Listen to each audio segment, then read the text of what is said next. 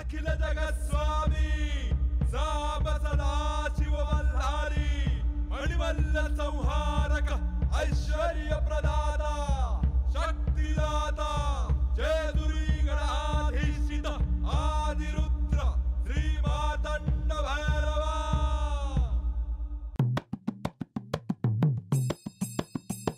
जय देवा जय देवा जय देवा जय देवा जय देवा जय शिव मार्तंडा।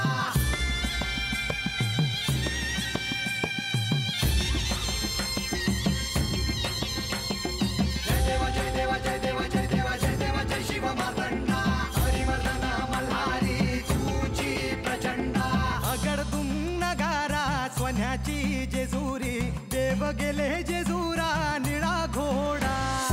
अगडदुम नगारा सोन्याची जेजुरी देव गेले जेजुरा निळा घोडा। पाऊ में तोडा कमरी कर पटा बिहिर मस्तकी तुरा। खोबऱ्याचा कुटका भंडाऱ्याचा भडका बोल अहंकारा सदानंदाचा येळकोट। सदानंदाचा येळकोट। जय देवा जय देवा जय देवा जय देवा जय देवा जय शिव मार्तंडा। जय देवा जय देवा जय देवा जय देवा जय देवा जय शिव मार्तंडा। हरिवर्धन मल्हारी तुझी प्रचंडा। जय देवा जय देवा जय देवा जय देवा जय देवा जय शिव मार्तंडा। हरिवर्धन मल्हारी तुझी प्रचंडा।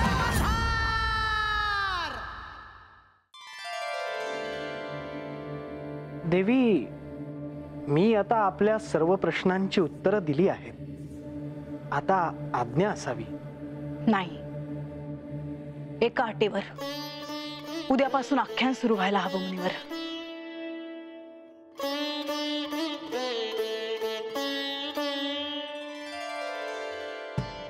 देवी, उद्या नवरात्रीला आरंभ होणार आहे.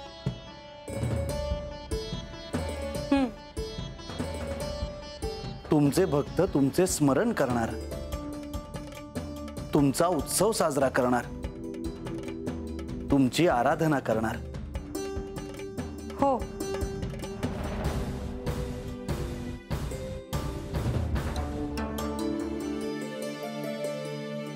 स्त्री ही मातृस्वरूप आहे, आदिशक्ती आहे, ह्याचंही हे स्मरण आहे. या क्षणी आपण क्षीरसागरात नाही आहोत ह्याचे मला भान आहे. तुम्हाला तुमच्या मूळ स्वरूपात तुमच्या भक्तांना भेटता येणार नाही ह्याची मला खंत आहे. योग असेल तर तेही घडेल, आणि सूक्ष्म रूपाने मी सर्वत्र आहेच. या नवरात्रात जे भक्त श्रद्धेने आणि पवित्र अंतःकरणाने माझं स्मरण, पूजन, ध्यान, हवन करतील, मला प्रसन्न वाटेल असं आचरण करतील, त्यांना मी प्रसन्न होईन. त्यांना धनधान्य, सुख समृद्धी आणि आनंद प्रदान करेन. नारायणी, या नवरात्रात तुमच्या स्तुतीसाठी मीही काही म्हणेन. प्रभो, अहो काय हे? नारायण नारायण. मला आत येण्याची अनुमती असावी. यावं मुनिवर.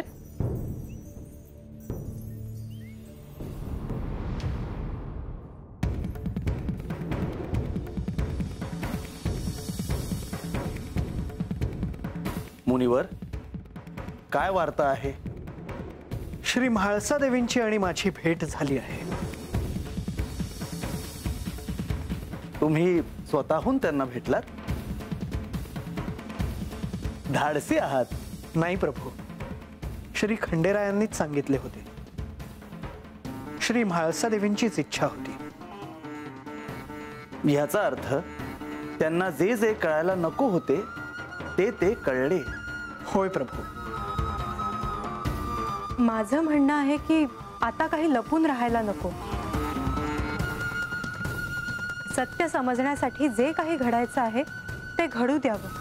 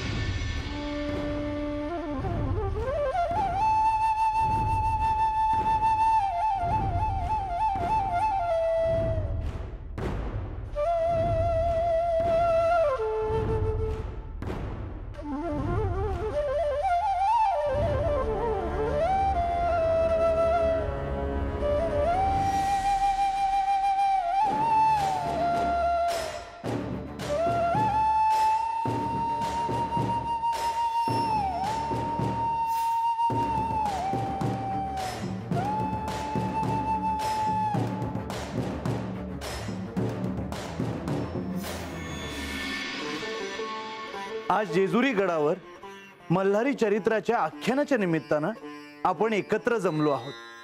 शिवचरित्र शक्तीच्या उल्लेखाशिवाय पुढे कसं जाईल? आज नवरात्र उत्सवाला आरंभ होतो आहे. ह्या नवरात्रात देवीच्या अनेकविध रूपांचे स्तवन, स्मरण आणि पूजन केलं जातं. आख्यानामध्ये हाच जागर सुरू होणार आहे. बंधू, प्रथम आख्यान जेव्हा सुरू झाले तेव्हा एक नियम करण्यात आला. शंकेचे निरसन करण्यासाठी गणेशाची नेमणूक करण्यात आली होती. पण आज आख्यानात जर मला कोणती शंका असेल तर मी ती कोणाला विचारायची?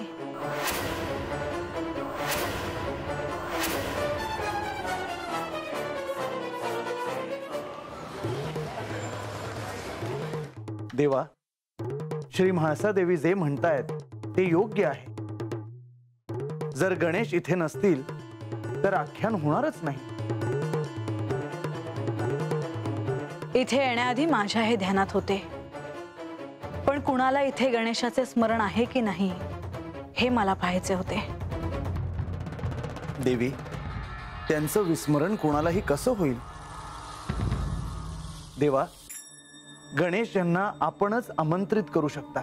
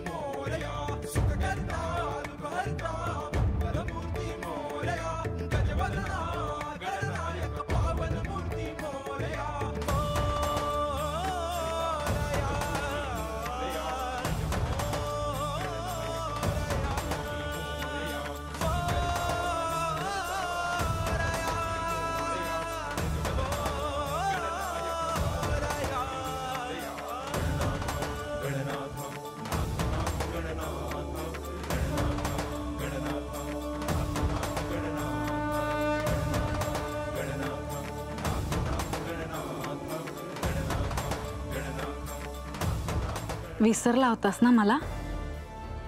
मी तुला कसा विसरेन?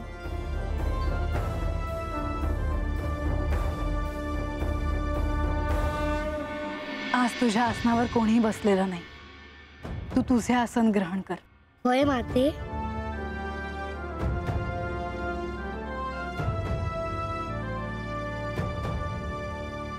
थांब माते.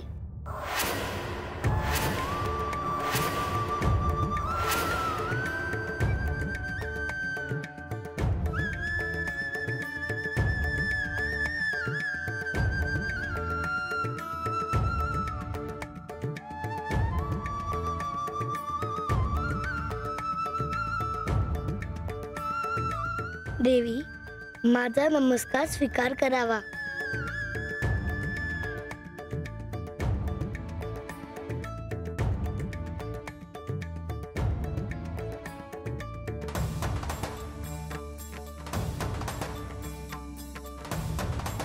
तुमचा नमस्कार माझ्यापर्यंत पोचला श्री गणेश. तुम्ही आसन ग्रहण करावं. हो देवी.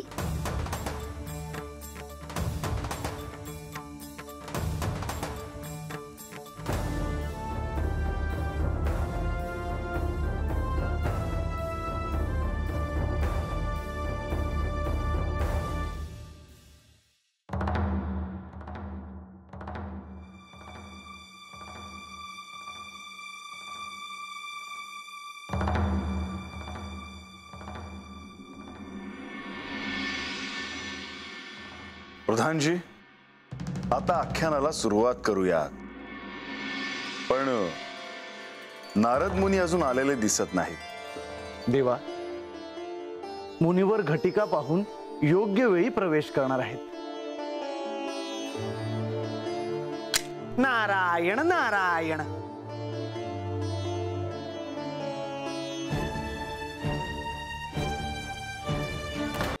नारायण नारायण.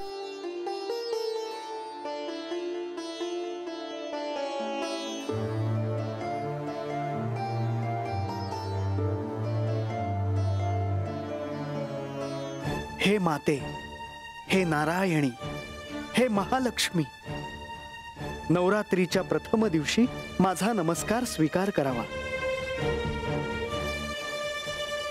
मुनिवर, माझा आशीर्वाद आहे. मुनिवर, सगळे प्रतीक्षा करत आहेत. आख्यानाला सुरुवात करावी.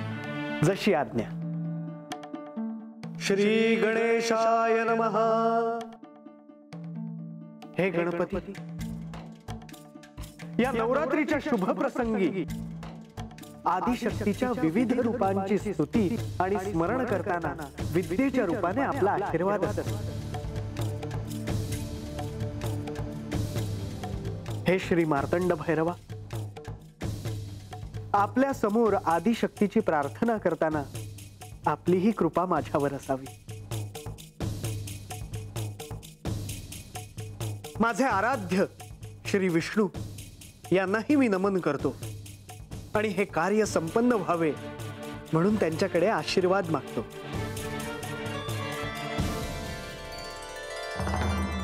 तसेच प्रत्यक्ष श्री म्हाळसा देवींच्या चरणी मी माझी सेवा अर्पण करतो. ही गोड मानून घ्यावी ही प्रार्थना. मुनिवर, तुम्ही सांगितल्याप्रमाणे या नवरात्रात मला माझ्या मूळ स्वरूपाविषयी समजेल असे आख्यान अपेक्षित आहे. मला जर सत्य समजले तरच आख्यान पूर्ण झाले असे मी समजेन.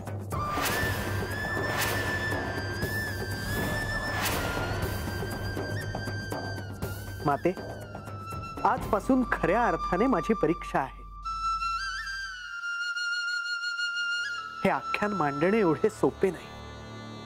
मी प्रयत्न करतो आणि म्हणून या प्रसंगी माझी माता श्री सरस्वती आणि पिताश्री श्री ब्रह्मदेव यांना मी प्रार्थना करतो की माझ्या हातून हे कार्य यथोचित पार पडावे.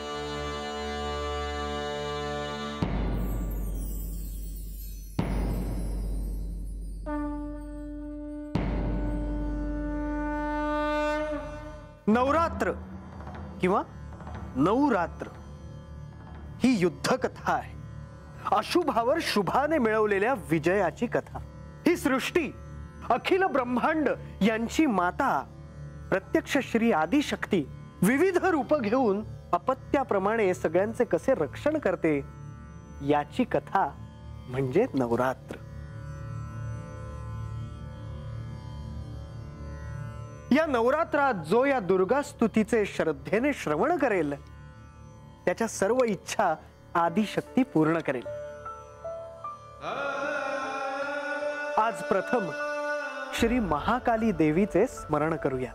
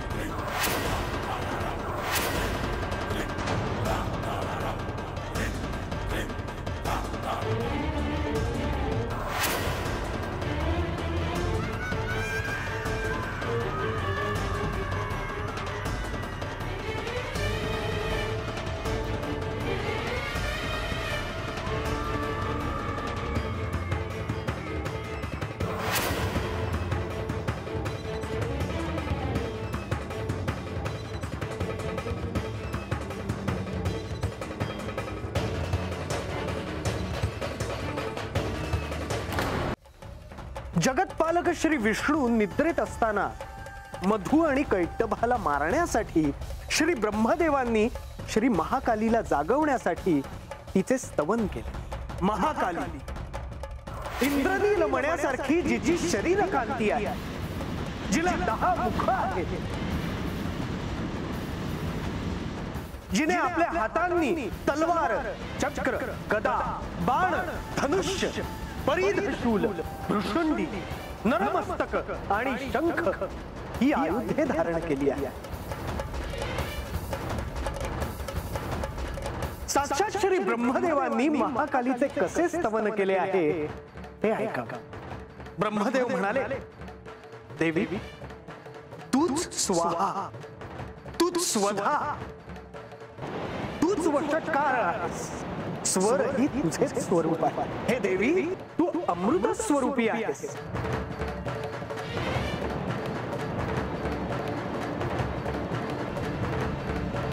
नित्य अक्षर अशा प्रणवामध्ये म्हणजेच ओंकारामध्ये अकार, उकार आणि मकार या तिन्ही मात्रांमध्ये तू स्थिर आहेस. हे देवी तूच संध्या, सावित्री, परमजननी आहेस. तूच हे विश्व ब्रह्मांड धारण करतेस. तुझ्याच मुळे ही जगसृष्टी निर्माण झाली आहे.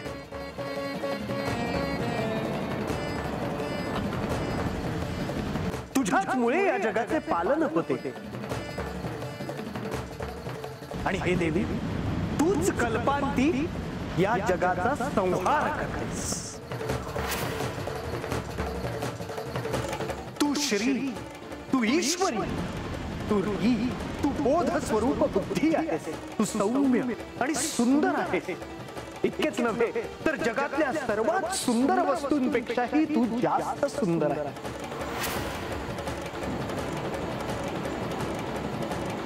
सर्व वर आणि अवर देवांमध्ये तू सर्वश्रेष्ठ परमेश्वरी आहेस. अशा अवस्थेत मी तुझी काय स्तुती करणार. जो या जगाच्या सृष्टीचे पालन आणि संहार करतो तो परमेश्वरही तुझ्यामुळे योगनिद्रावश झाला. अशी तू, तुझी स्तुती करण्यास येथे कोण समर्थ आहे. हे देवी तू आता मला प्रसन्न हो आणि त्या महाभयंकर मधु आणि कैटभ या असुरांना मोहून टाक. आणि जगदीश्वर भगवान विष्णूंना त्वरित जागे करून या 2 राक्षसांना मारण्याची बुद्धी त्वरित त्यांच्या मनात उत्पन्न कर.